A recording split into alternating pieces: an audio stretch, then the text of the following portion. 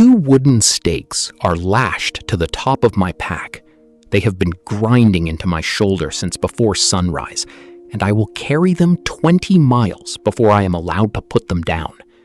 They are not weapons. They are pieces of a wall, a fortress that does not exist yet, that we will build before dark and tear apart again tomorrow morning. The stakes are the least of it. The pack hangs from a pole over my shoulder, and the historian Josephus, who watched this army destroy his own country's rebellion, listed what men like me carry: a saw, a basket, a pick, an axe, a leather strap, a sickle, a chain, and 3 days of rations. He said the infantryman differs little from a loaded mule. My shield rides on my other side. My javelins never leave my hand. Historians still argue about what all of it weighed. The men who carried it did not need a number. 20 years I swore to this, maybe 5 more after that. The oath was short. I gave the army my obedience, and the army took the rest as it pleased. There was another man from my province who begged for a place in a legion and could not get one. He joined the fleet instead and kept writing letters home for money, for a transfer, for good boots. Some of those letters survived. Nobody gets in and nobody gets ahead without someone's favor.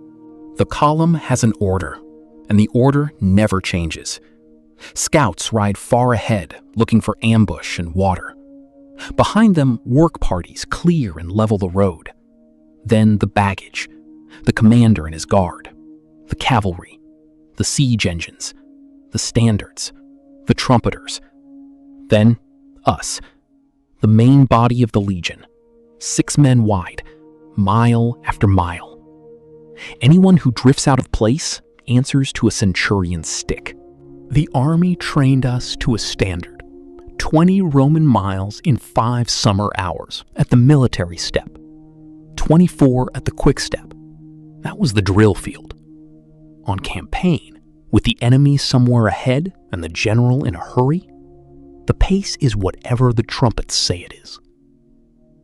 The road is the empire's own work, stone and gravel, and it does not soften.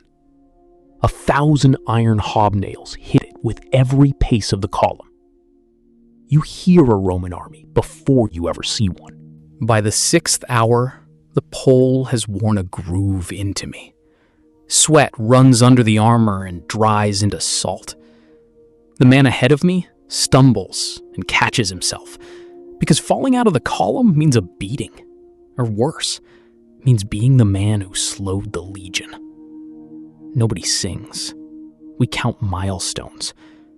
Somewhere ahead, officers are already choosing the ground where we will sleep. When we arrive, the fortress already exists on paper. Surveyors went ahead of us with their instruments and staked it out. A white flag where the general's tent will stand. Colored markers for every street and every unit. The camp is the same every night. The same shape, the same streets, the same addresses.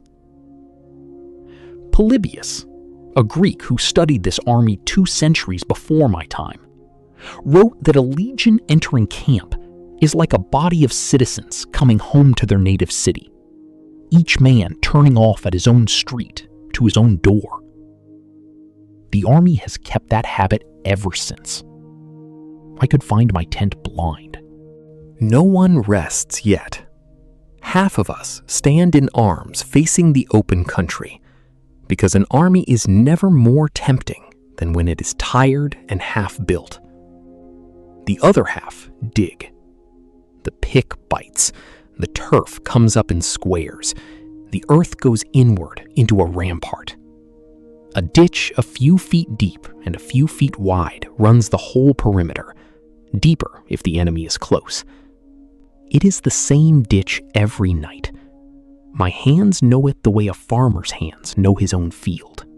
Then the stakes come off our shoulders, mine and every man's. Thousands of them, planted along the top of the rampart and lashed together into a bristling crown. This is why I carried them 20 miles. By the time the light goes, there is a wall where there was a field, with 4 gates and a tower of sharpened wood at the top of a fresh earth bank. Josephus said, a Roman camp rises like a city built on the instant, streets and quarters and a market square inside it. He was flattering his masters, but he was not wrong. This morning, this was pasture. Tonight, it has a main street, a headquarters, a place where grain is issued, and 8-man tents in rows I could walk in the dark. Tomorrow, we will burn what we cannot carry and leave a scar of ditches in the grass. Before the evening meal, the tribunes gather us, and every man in camp swears the same short oath, down to the slaves. Steal nothing inside this camp, and whatever you find, bring it to the tribunes. That is Polybius's account again, from the Old Republic, and the sense of it has outlived him. 10,000 exhausted men, all their property in an open leather tent, and theft answered as a crime against the army itself. The wall keeps the enemy out. The oath keeps us from eating each other. Then, finally, fire and food. Grain ground and cooked into porridge or hard flatbread, maybe bacon, sour wine cut with water. The lucky ones have something from home.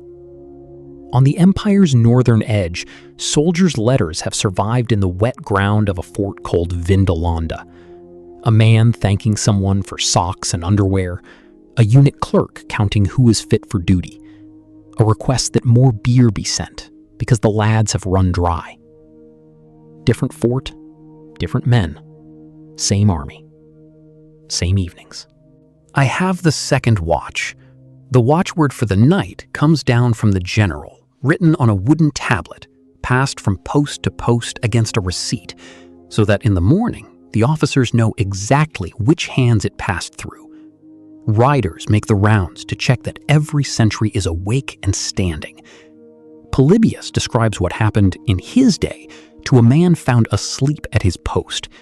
The tribune touched him with a cudgel, and then his own comrades beat him, usually to death.